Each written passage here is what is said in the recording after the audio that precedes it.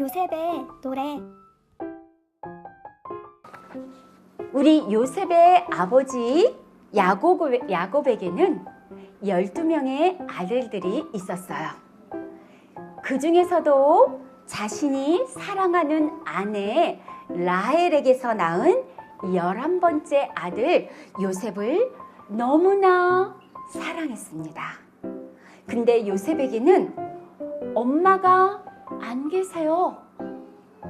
바로 요셉의 어린 동생 베냐민을 남기고 요셉을 낳은 진짜 엄마는요, 이 세상을 떠나셨기 때문이에요. 그래서 요셉의 아버지 야곱은 다른 형제들보다 요셉을 무척이나 사랑하고 다른 형제들에게는 입히지 않는 알록달록한 채색 옷을 요셉에게만 입혀줬어요. 당연히 요셉의 10명의 형들이요, 알록달록한 채색 옷을 입은 요셉을 보면서 미워할 수밖에 없어요. 형들로부터 미움을 받고 외톨이가 된 요셉은 아버지 야곱의 품에서 하나님의 말씀을 가슴에 담고 하나님의 꿈을 꾸는 복음의 멋쟁이로 자라났어요. 어느 날 밤 요셉은 꿈을 꾸었어요. 해와 달과 11개의 별들이 요셉을 향해 다가오더니 절을 하는 거예요. 또 꿈을 꾸었어요. 들판에서 요셉이 묶은 곡식단을 향해 요셉의 형들이 묶은 곡식단이 절을 하는 꿈이었어요. 자, 이 꿈을 꾸고 요셉이 형들에게 그리고 아버지에게 자신의 꿈 이야기를 하였어요. 요셉의 꿈 이야기를 듣고 형들은 무척 화를 냈어요. 뭐야? 그럼 요셉, 우리가 너를 왕으로 섬긴다는 거야? 하지만 그의 아버지 야곱은 요셉의 꿈 이야기를 듣고 가슴에 담고 요셉을 위하여 기도하기 시작했습니다. 때마침 집을 떠나 아주 멀리 들판에서 형들이 양떼를 잘 지키는지 궁금해하는 아버지의 부탁을 받고 요셉은 형들에게 찾아왔어요. 저 멀리서 양을 치던 요셉의 형들이 요셉을 보면서 깜짝 놀랐어요. 야! 저 녀석은 꾼쟁이 요셉이잖아! 그리고 말했어요. 야! 이번 기회에 저 요셉을 죽여버리는 것이 어때? 그러나 첫째 형 루벤은요, 절대 요셉을 죽여서는 안 된다고 말했어요. 첫째 형의 말을 듣고 요셉을 깊은 구덩이에 던져버렸어요. 그런데 그때 애굽 나라로 가는 장사꾼들에게 요셉의 형들이 돈을 받고 요셉을 노예로 팔아버렸어요. 두 손과 두 발이 쇠사슬에 꽁꽁 묶여 애굽의 노예로 팔려간 요셉은 형들을 조금도 미워하거나 원망하지 않았어요. 뜨거운 태양이 비치는 그 사막 한가운데 타들어가는 목마름을 느끼고 세찬 모래바람을 맞으면서도 요셉은 예수 그리스도 이름을 불렀어요.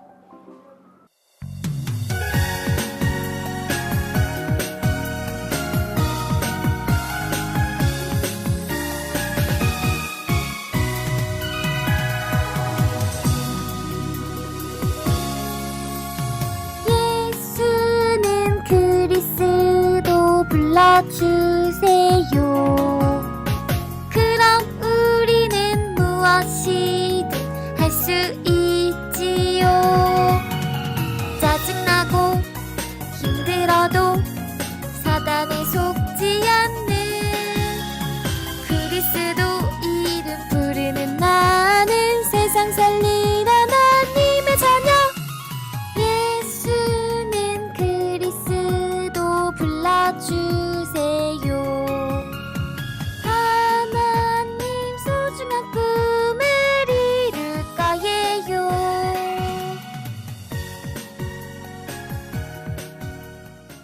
요셉은 노예로 팔려갔지만 절대 사단에게 속지 않고 예수 그리스도 이름을 불렀어요.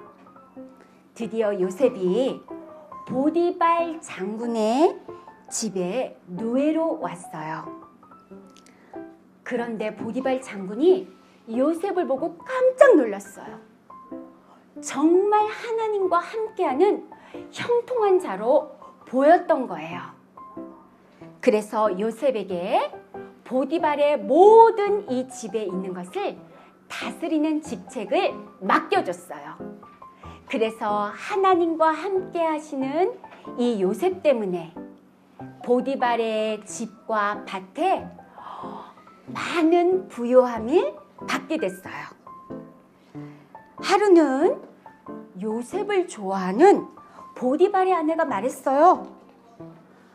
요셉, 내가 아주 잘 익은 포도로 오늘 향긋한 포도수를 만들었는데 나와 함께 마시면서 이야기를 나누면 어떨까? 보디발의 아내가 계속 요셉을 괴롭혔어요. 그녀의 말을 듣지 않는 요셉에게 너무나 화가 났어요. 그래서 남편 보디발에게 거짓말했어요. 요셉이 나를 괴롭히려다가 도망쳤어요. 결국 보디발 장군은 아내의 거짓말에 속아서 우리 요셉을 감옥에 보내버렸어요.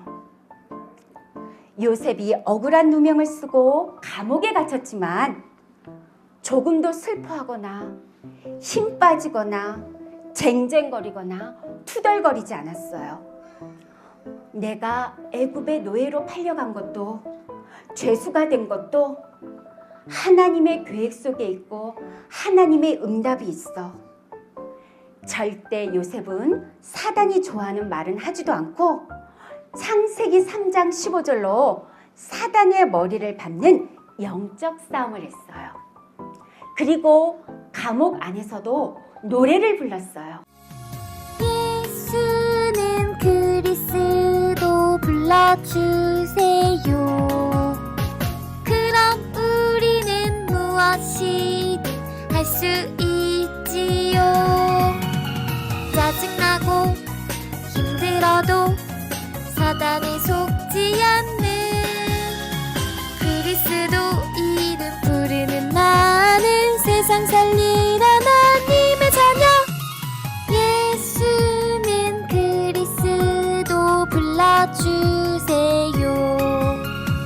하나님 소중한 꿈을 이룰 거예요. 모든 문제 끝.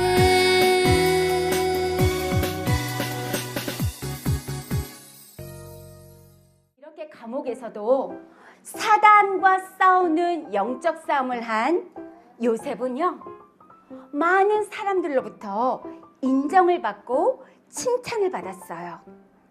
자, 그런데 어느 날 바로 왕이요, 꿈을 꾸었어요. 어떤 꿈이냐고요?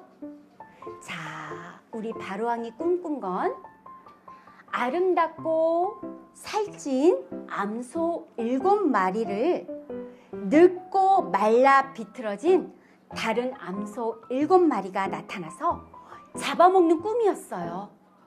바로왕은 자기가 꾼 꿈을 해석해 줄 사람을 찾았지만 아무도 왕의 꿈을 해석해 주지 못했어요. 그때 바로왕 곁에서 술을 빚는 장관이 말했어요. 자기가 감옥에 갇혀 있을 때 자기의 꿈을 잘 해석해준 한 청년이 있었다고요. 그래서 바로왕은 요셉을 불러들였어요. 바로 앞에 선 요셉이 말했어요. 왕이시여, 제가 지금부터 하는 말은 제 능력으로 하는 것이 아니라 하나님이 저에게 지혜를 주시고 하나님의 능력으로 하시는 말씀입니다. 오늘 왕이 꾸신 꿈은 하나님께서 앞으로 애굽 땅에 7년 동안 풍년이 들고 그 다음에 7년 동안 흉년이 든다는 것을 미리 알려주시는 꿈이에요. 이제부터 지혜로운 자를 택해서 애굽 나라를 다스리게 하세요. 바로 왕은 말했어요. 오, 요셉, 정말 하나님의 영에 감동된 사람이구나. 너와 같이 지혜로운 자는 다시는 얻지 못할 거야. 내가 너를 애굽 땅의 총리로 임명하노라. 그날부터 요셉은 애굽 나라의 총리가 되어 애굽 나라를 다스리게 됐어요. 애굽 나라의 총리가 된 요셉은요, 절대 잘난 척하거나 교만하지 않았어요. 애굽 사람들에게 쌀을 팔면서 그리고 흉년이 들어 먹을 양식이 떨어진 다른 모든 나라 사람들에게 양식을 사러 오는 사람들에게 하나님의 이름 예수 그리스도를 말해줬어요. 자, 그런데 요셉의 형들이 살고 있는 가나안 땅에도 흉년이 들었어요. 그래서 요셉의 형들도 애굽 땅에 와서 먹을 양식을 사러 왔지요. 그러나 요셉의 형들은요, 요셉을 알아보지 못했어요. 요셉은 요셉의 형들을 알아보고 형들을 미워하거나 죽이려고 하는 생각에 갖지 않았어요. 그만큼 요셉은 영혼을 사랑하는 자였어요. 오히려 사탄에게서가 사랑과 싸우는 요셉의 형들을 불쌍히 여기고 그들의 잘못을 용서해 줬어요. 아이고 요셉, 우리를 용서해줘. 형들은 벌벌 떨며 용서를 구했지요. 그러나 요셉은 말했어요. 형님들, 나를 애굽 나라에 노예로 팔았다고 근심하지 마세요. 두려워 마세요. 하나님이 나와 우리 형님들과 우리 가족과 이 세상의 모든 사람들을 살리시려고 나를 애굽 나라에 보내신 거예요. 형님들이 나를 애굽에 보내신 것이 아니라 애굽 나라에 보내신 분은 바로 살아계신 하나님이세요. 이처럼 요셉은 요셉의 형들을 용서하고 형제들과 너무나 사이좋게 지냈답니다. 그리고 애굽 나라에 요셉 때문에 모든 사람들이 예수 그리스도 이름을 알게 됐어요.